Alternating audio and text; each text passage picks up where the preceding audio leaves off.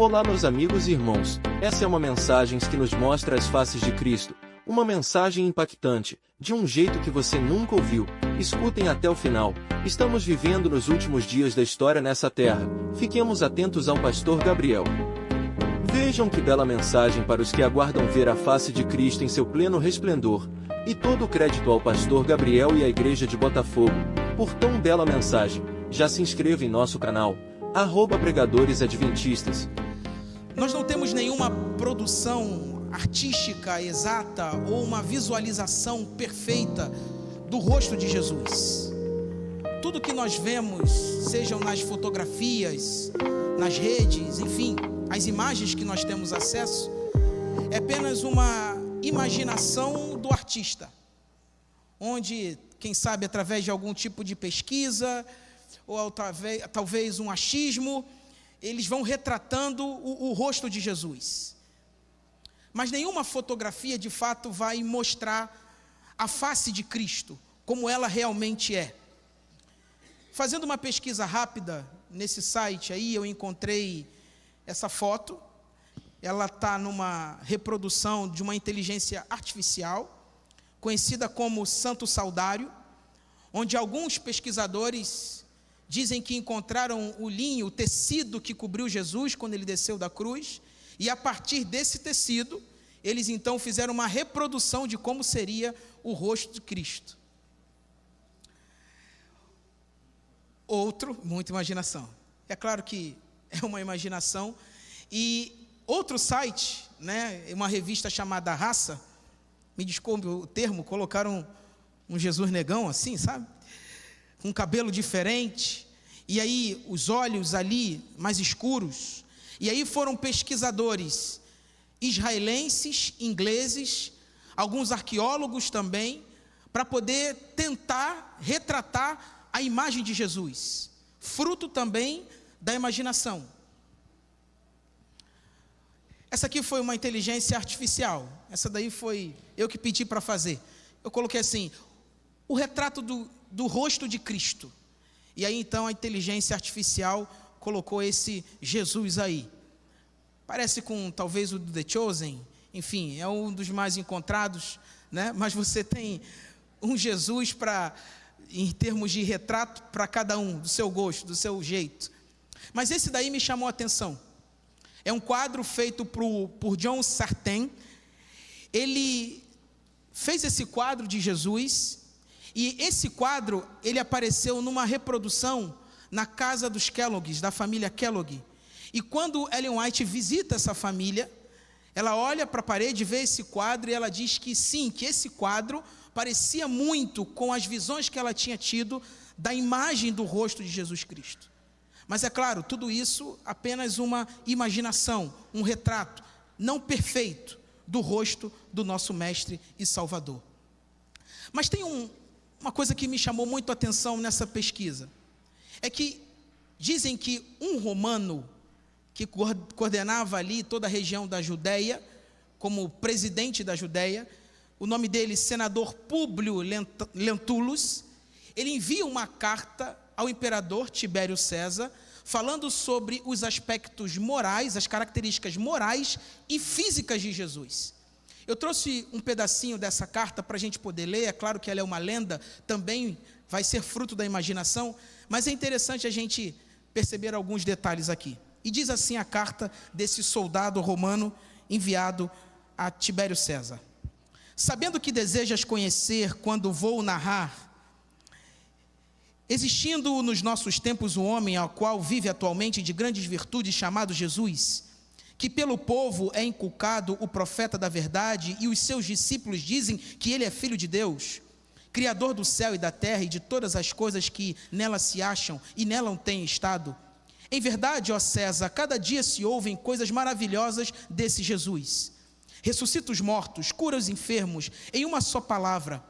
É um homem de justa estatura e muito belo no aspecto. E há tanta majestade no rosto que aqueles que veem são forçados a amá-lo ou temê-lo. Tem os cabelos da cor de amêndoa, bem madura. São distendidos até as orelhas, e das orelhas até os ombros. São da cor da terra, porém mais reluzentes. Tem no meio da sua fronte uma linha separando os cabelos na forma e em uso dos nazarenos. O seu rosto é cheio, o aspecto é muito sereno, nenhuma ruga ou mancha se vê em sua face. De uma cor moderada, o nariz e a boca são irrepreensíveis. A barba é áspera, mas semelhante aos cabelos, não muito longa, mas separada pelo meio. O seu olhar é muito afetuoso e grave. Tem os olhos expressivos e claros. O que surpreende é que resplandecem no rosto como raios do sol.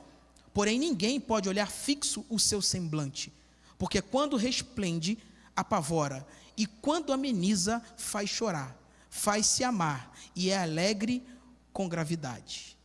Essa foi aí uma suposta carta desse senador, enviado a Tibério César, e é claro, ela é mais um fruto também da imaginação. Nós não temos nenhuma comprovação de fato histórica que essa carta foi escrita e enviada. Mas se a face de Jesus, o rosto de Jesus chama tanto a atenção das pessoas, se é um tema tão debatido, só que quando a gente olha para a Bíblia, a gente não vê nenhuma referência sobre o aspecto físico do rosto de Jesus, os traços do rosto de Jesus. Mas a Bíblia fala da face de Jesus. Mas o que a gente então pode aprender com essas referências bíblicas? Só para você ter uma ideia, no Novo Testamento nós temos cerca de cinco vezes onde aparece a expressão rosto ou face de Jesus, e dentro desse contexto tem sempre uma ocasião muito especial. E é sobre essa ocasião especial, onde a face de Jesus aparece de alguma maneira, que eu quero tirar aqui 5 lições para a gente poder trabalhar nessa manhã. A primeira é a face resplandecente. Eu convido você a irmos juntos em Mateus capítulo 17, versos de 1 a 3. Um texto muito conhecido, que vai falar do Monte da Transfiguração. Quando Jesus chama Pedro, João e Tiago consigo, e Jesus vai fazer algo muito interessante e importante naquele momento. Ele vai para poder orar, ele vai para poder falar com o Pai. Mateus capítulo 17, versos de 1 a 3 diz assim: 6 dias depois, tomou Jesus consigo a Pedro e os irmãos Tiago e João e os levou em particular a um alto monte. E transfigurado diante deles, o seu rosto resplandecia como o sol. E as suas vestes se tornaram brancas como a luz. E eis que lhes apareceram Moisés e Elias falando com ele. É interessante alguns detalhes que Mateus vai trazer. Ele diz que o rosto de Jesus brilhou, resplandeceu. A sua face resplandeceu, uma face resplandente, uma face que brilha, um vislumbre da glória de Deus. Jesus se retira para poder orar. Ali, Pedro, João e Tiago conseguem ter uma noção, um flash da glória manifestada de Deus, através de Jesus. A glória futura. Em sua segunda carta, Pedro, no capítulo 1, verso 16 a 18, ele vai falar dessa manifestação da glória de Deus, que ele foi uma testemunha ocular, e que ele viu de fato a manifestação da glória de Deus ali naquele momento. 2 personagens aparecem nesse contexto: Moisés e Elias. Moisés, o maior legislador; Elias, o maior profeta. Moisés morreu, mas foi ressuscitado por Jesus. Elias não viu a morte. Aqui uma cena clara daquilo que vai acontecer no tempo do fim, quando Jesus voltar. Aqueles que não vão passar pela morte serão ressuscitados pelo nosso Salvador, mas aqueles que ainda que morreram, mas morreram em Cristo, serão ressuscitados quando Ele voltar. Mas o que Moisés e Elias foram fazer naquele momento onde a glória de Deus é manifestada e a face de Jesus, ela se resplandece? Mateus não diz o que eles conversaram, mas outro evangelista, Lucas, ele vai dizer qual foi o assunto que levou Moisés e Elias a aparecerem naquele momento. Vamos em Lucas, capítulo 9, por favor, versículo 29.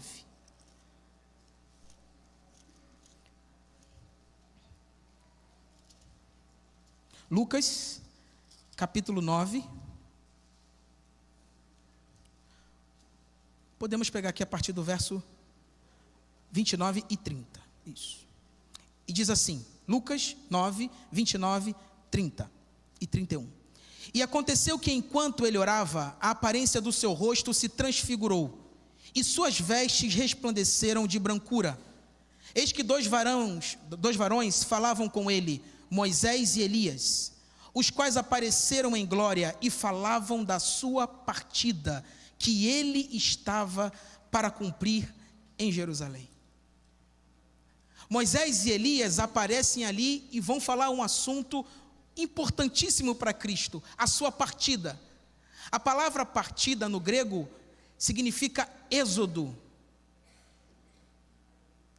Era uma jornada que Cristo iria enfrentar. E você sabe qual é essa jornada? É a jornada da cruz. Ele está indo para Jerusalém, e em Jerusalém ele vai encontrar a injustiça. Em Jerusalém, na sua partida, no seu caminho até o Calvário, até o Gólgota, ele vai encontrar pessoas que vão negá-lo, que vão bater nele. No seu êxodo rumo a Jerusalém, ele vai encontrar alguns desafios na sua vida. Moisés e Elias vão ali para poder fortalecer o mestre e dizer assim: Jesus, você precisa cumprir para que tudo que aconteceu antes do Senhor e o que vai acontecer depois tenha sentido, tenha valor. Moisés e Elias vão ali para fortalecer a Cristo, aqueles dois que enfrentaram grandes desafios na vida, que guiaram o povo, que sofreram pelo povo. O próprio Elias, que sofreu até uma certa depressão, mas que sentiu a mão de Deus ali o auxiliando. Agora ele aparece ali e diz para Cristo: precisa seguir o plano, precisa cumprir aquilo que foi estabelecido.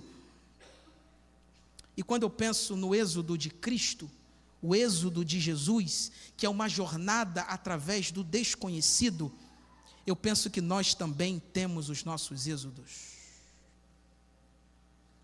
A nossa vida é uma contínua jornada através do desconhecido. Quantas vezes está tudo bem e você recebe uma notícia, um telefonema de algum parente que morreu, que faleceu, que descansou?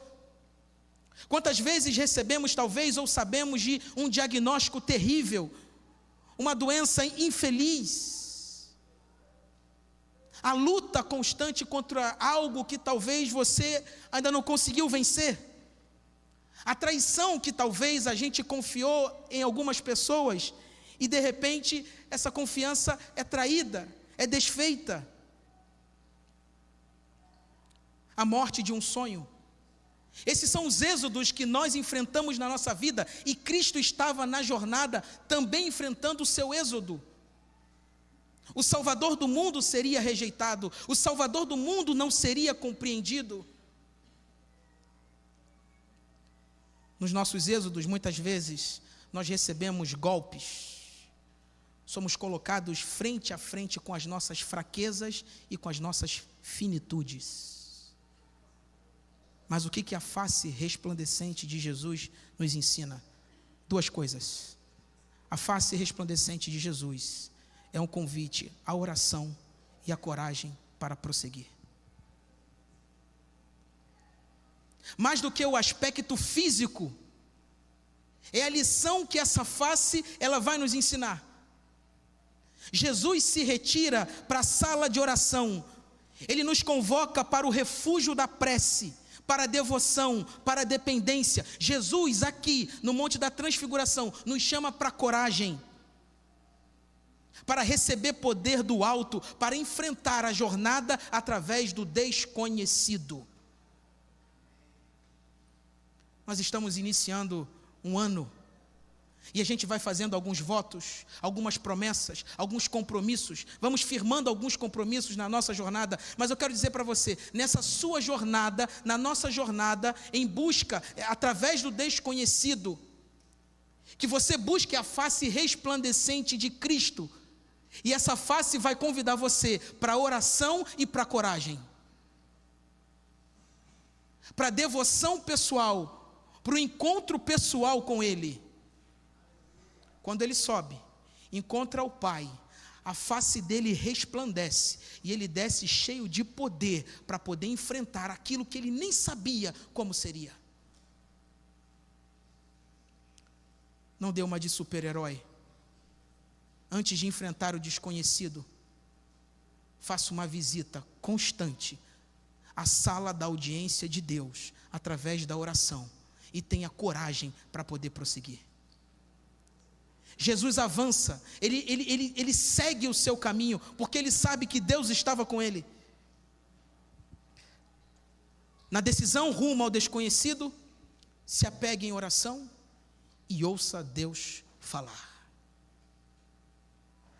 Aqui no Monte da Transfiguração, Jesus ele tem uma clareza, uma certeza da condução do Pai, que o Pai está guiando a sua vida, está guiando o seu ministério, está guiando a sua missão.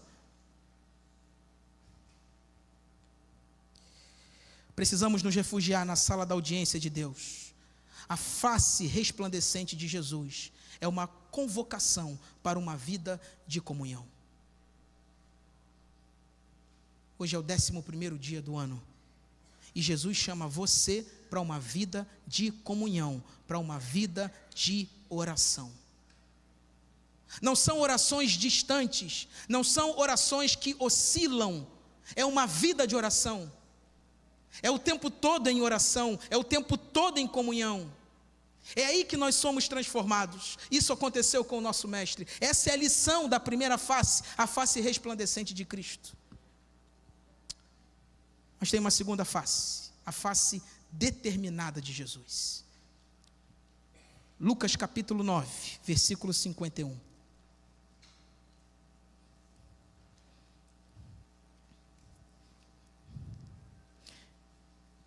E diz assim: e aconteceu que ao se completarem os dias em que ele deveria ser assunto ao céu, manifestou no seu semblante, ou no seu rosto, na sua face, a intrépida resolução de ir para onde?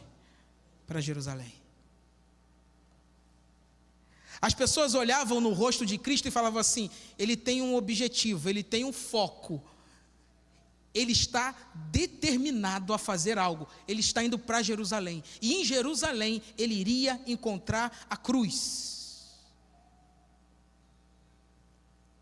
Aí tem uma expressão muito interessante, que é a prosopon, face, rosto, que dá um sentido de alguém que olhou um alvo e disse assim: é para lá que eu vou, e aconteça o que acontecer, eu não vou perder o foco. Olharam para o rosto de Cristo, para a face de Cristo, e viram alguém determinado. Dias sombrios à frente de Jesus. A oposição vai aumentar, a rejeição será constante, mas ele está determinado. Nesse ponto aqui de Lucas 9:51, é o divisor de águas. Aqui a chave vai ser virada, porque logo em seguida você vai ver que os samaritanos vão recusar a presença de Cristo, a ponto de Tiago e João falar assim: Senhor, o Senhor quer que a gente então peça para descer fogo no céu e acabar com todo mundo? Aqui vai ter uma arrancada missionária, só que uma arrancada missionária com dificuldades. É depois desse contexto aqui que Jesus vai colocar à prova aqueles que querem segui-lo. Uma característica do discípulo de Cristo é a determinação. Se você quer ser um verdadeiro seguidor de Jesus, você precisa ser determinado. Você precisa manter o foco. Quando a gente olha para a Bíblia, a gente vê alguns homens que foram determinados. Noé pregou 120 anos, rejeitado pela sociedade. Alguns poderiam chamá-lo de louco, insano. Construiu uma arca, começar um projeto imenso. Se não tinha chuva, mas ele foi persistente, foi determinado. Quando olhamos a vida de José, foi traído pelos irmãos, mas mesmo assim permaneceu resoluto, sem desistir, permaneceu determinado. O que falar de Daniel, que enfrentou uma cultura diferente, enfrentou a cova dos leões, cativo na Babilônia, longe talvez dos seus sonhos, mas mesmo assim foi alguém perseverante. Quando a gente olha, às vezes, para a igreja, a gente vê muitas pessoas que se decepcionam com a igreja. Um pastor outro dia contou uma ilustração, que uma senhora encontrou com uma irmã na igreja, na rua, e falou assim: ô irmã, por que você não está mais indo para a igreja? E a irmã disse assim: não, pastor, lá tem muita gente hipócrita. Aí o pastor diz assim: pois pode vir, tem espaço para mais uma, pode voltar, volta que tem espaço para mais uma. A igreja tem problema? Sim.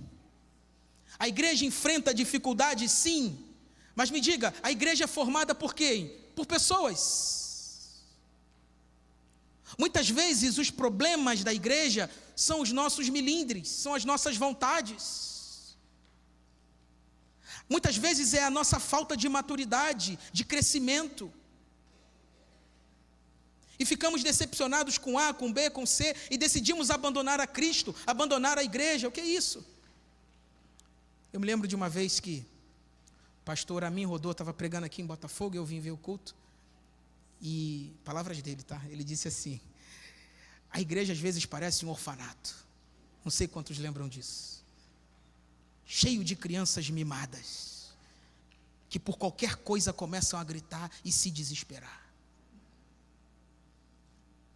Os discípulos que estão determinados e focados naquilo que precisam fazer, eles não perdem o foco, eles não perdem a direção. A face determinada de Jesus é porque ele tinha uma missão para ser cumprida. O que essa face determinada de Jesus nos ensina? Ela nos chama para perseverança, nos convida à coragem, à resolução, mesmo quando tudo estiver difícil. Duas lições dessa face determinada: um convite à perseverança e a convocação diante das provas. Jesus sabia que ele seria rejeitado, Jesus sabia que iriam persegui-lo, Jesus sabia que iriam tratá-lo com injustiça, Jesus sabia que uma grande parte iria tentar de alguma maneira acusá-lo de coisas que ele não fez, e você sabe muito bem disso, mas mesmo assim ele se mantém resoluto, determinado à missão que ele deveria fazer. Jesus chama você para ser um discípulo determinado, alguém que não perde o foco, alguém que não perde a direção, alguém que sabe para onde está indo, alguém que não perde o propósito. Determinação não é a ausência de medo, mas a perseverança, apesar dele.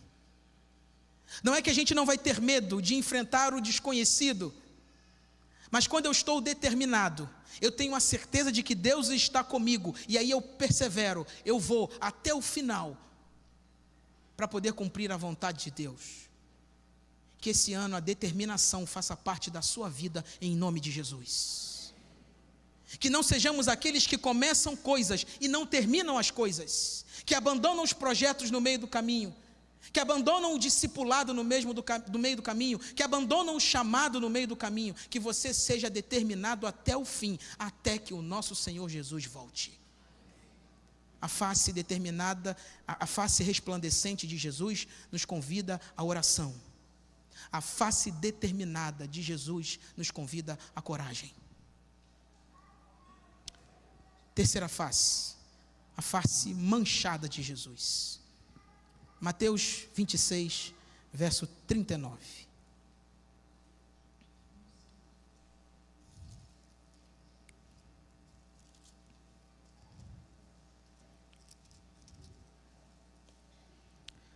Diz assim: adiantando-se um pouco, prostrou-se sobre o seu rosto, orando e dizendo: meu Pai, se possível, passa de mim esse cálice. Todavia não seja como eu quero, e sim como tu queres. Jesus aqui está no Getsêmani, e você conhece muito bem esse relato. Aqui ele prostra o seu rosto na terra. Essa face é manchada pelo pó do Getsêmani, misturada com o seu sangue. Sobre ele o peso do pecado da humanidade, e sobre ele também a possível separação do Pai em sua mente acontecendo. Será que eu vou me separar do Pai? A face de Cristo manchada mostra aqui a dependência de alguém que, apesar dos seus desejos e das suas vontades, se coloca em submissão à vontade do Pai. A face manchada de Cristo é um convite para obediência. E a obediência só conhece um tempo, e esse tempo se chama agora. Eu já disse aqui em outro sermão, quanto mais tempo eu demoro para obedecer, mais difícil se torna a obediência. Jesus se coloca ali, sangue sai pelo seu corpo, o seu rosto está ali encostando no pó do Getsêmani, a sua face manchada, e ele diz assim: Pai, se possível, afasta de mim esse cálice, mas por favor, que a tua vontade se cumpra na minha vida, que a tua vontade seja feita na minha vida. E a vontade do Pai foi a cruz, para que eu e você tivéssemos vida. Olhando a face manchada de Cristo, podemos encontrar forças para submeter a nossa vontade à vontade de Deus. Eu gosto de uma frase que ela diz: o verdadeiro cristianismo é visto quando a minha vontade entra em colisão com a vontade de Deus, e aí eu me submeto à vontade dele. Não seja levado pelos seus desejos, porque o coração do homem é enganoso. E aqui eu falo para jovens que estão iniciando o ano também, que vão fazer escolhas, que vão tomar decisões, em nome de Jesus, que a sua vontade seja feita conforme a vontade de Deus, os propósitos de Deus, que as suas escolhas estejam direcionadas com aquilo que Deus tem para você, e para isso eu preciso estar perto dEle, em comunhão com Ele, para que eu consiga ouvi-lo falar. A face manchada de Cristo, o que ela nos ensina? Ela nos convida e nos ensina uma verdadeira submissão. É um convite à submissão, uma convocação para poder obedecer. Deus quer que você esse ano seja um servo obediente à palavra dEle. Que a sua oração todo dia seja: Senhor, por favor, me faça obedecer a tua palavra. Senhor, me ajuda a vencer aquilo que eu não consigo, por favor, Senhor. Me faça, Senhor Jesus, com que os votos que eu fiz, os compromissos que eu fiz, que eu firmei com o Senhor, que eu consiga cumpri-los pelo teu poder, pela ação do teu Espírito Santo em minha vida. Obediência não é uma opção, é uma resposta de quem ama a Deus. Quero caminhar para o final. A face sofredora de Cristo. Lucas 22, versos 63 a 65.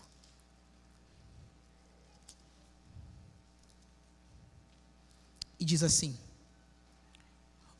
os que detinham Jesus zombavam dele, davam-lhe pancadas, vendando-lhe os olhos, diziam: profetiza-nos, quem é que te bateu? E muitas outras coisas diziam contra ele, blasfemando. Essa face sofredora de Cristo, ela vai emergir de um julgamento, que na verdade não foi um julgamento, foi uma execução. Essa face sofredora de Cristo, ela nos mostra de alguém que foi ferido por punhos covardes. A face que anjos reverenciavam, a face que anjos adoravam, eles bateram nessa face. De algum sentido, de alguma maneira, nós também estávamos lá. Quando nós seguimos a nossa vontade, os desejos do nosso coração, e não queremos mais ouvir a voz de Deus, é como se a gente batesse nele. Mateus, no capítulo 26, versos 67 e 68, eu não vou ler, mas diz que não apenas bateram em Cristo, mas também cuspiram no seu rosto. Muito pior do que receber uma pancada é receber um cuspe, uma cuspidela na face. Quando alguém cospe na face, é sinônimo de desprezo. Ele sofreu isso por mim e por você. O que aprendemos na face de Cristo, a face sofredora de Cristo? Duas coisas: um convite ao serviço, um chamado à lealdade. Ele passa por tudo isso, sabendo que tem uma missão a ser cumprida. Jesus chama você para o serviço, para a lealdade, uma vida de fidelidade, um compromisso com Ele, com a sua palavra. A nossa vida precisa ser uma vida de serviço genuíno, constante ao nosso Deus. Cristo nos chamou para seguir com coragem, servir com amor e permanecer em fidelidade. Eu quero finalizar com a face gloriosa de Cristo. E a face gloriosa de Cristo se encontra aqui em Apocalipse 22, versos 3 e 4. Quando diz: nunca mais haverá qualquer maldição. Nela estarão o trono de Deus e do Cordeiro, na cidade santa. Os servos o servirão e contemplarão a sua face, e na sua fonte está o nome dele. A próxima vez, quando ele se manifestar, não vai ser uma face sofredora, não vai ser uma face manchada, não vai ser uma face determinada, porque tudo já vai ter sido cumprido. A próxima vez que ele se manifestar, a sua face vai ser uma face gloriosa de vitória. E é por causa dessa face, é por causa dessa esperança, é que nós podemos continuar a nossa jornada da vida. Em breve nós veremos o nosso Rei face a face, e toda a glória de Deus vai encher toda a terra. É por causa dessa esperança que nós podemos suportar as possíveis dificuldades e os desencantos da vida. Os 2 primeiros capítulos da Bíblia não conhecem o pecado, desconhecem o pecado. E os 2 últimos capítulos da Bíblia apresentam o banimento do pecado. Louvado seja Deus. Quando o nosso mestre voltar, nós vamos ver a glória dele. Estaremos para sempre com ele. E assim, viveremos eternamente. Hoje, você pode tomar uma decisão em dizer assim: Senhor, eu quero que o Senhor transforme a minha vida, o meu coração. Eu quero ser mais parecido contigo. Talvez você precise da face resplandecente de Cristo, que é um chamado à oração. Mas talvez você precise da face determinada de Cristo, que é um chamado à coragem. Talvez você precise da face manchada de Cristo, que é um chamado à submissão, à obediência. Qual é a face de Cristo que você precisa? O que é que você precisa dele nesse momento, nesse dia, para esse ano? Deus te abençoe. Meus amigos, esse é o canal Pregadores Adventistas. Se você gostou, já curte, se inscreve, deixe o seu like e compartilhe para ajudar o canal. Vamos levar a mensagem a todo mundo nessa geração, e assim virá o fim. Não sejamos como os antediluvianos que não creram e se perderam. A mensagem de agora é: Jesus está voltando, preparem-se, é chegada a hora do seu juízo.